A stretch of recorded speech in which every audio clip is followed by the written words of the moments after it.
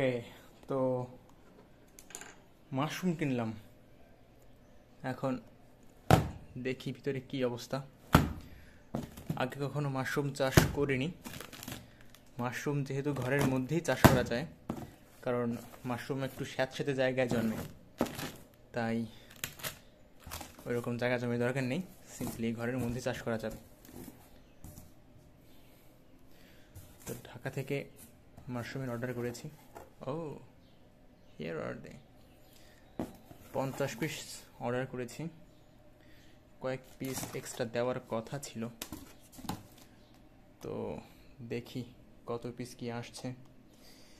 এরপরে আবার যে দোকানি তাকে ফোন দিতে হবে, তার কাছ থেকে জেনে নিতে হবে কি করে মাশরুমটা আমি প্রসেস করব। এই মাশরুমগুলো কাঠের গুঁড়ির মধ্যে মাশরুমের যে মাইসেলিয়াম সেগুলো ভিতরে, সম্ভবত মাইসেলিয়াম এখনো হয়নি, বীজগুলো ভিতরে দিয়ে দিয়েছে, মাইসেলিয়াম উৎপন্ন হবে, এরপরে সেখান থেকে মাশরুম গজাবে। তো এই তো এখন গুনে দেখবো ঠিকঠাক আছে কিনা। তো এখানে মোট 52 পিস মাশরুমের প্যাকেট আছে, আর তার সঙ্গে একটা হচ্ছে বীজের প্যাকেট।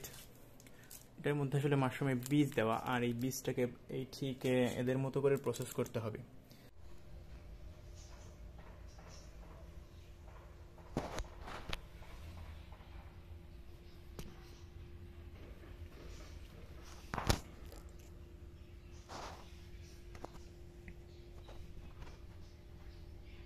তো এই দুটো কেবল তুলে নিয়ে আসলাম, আর এটা আগেই তুলে রেখেছিলাম।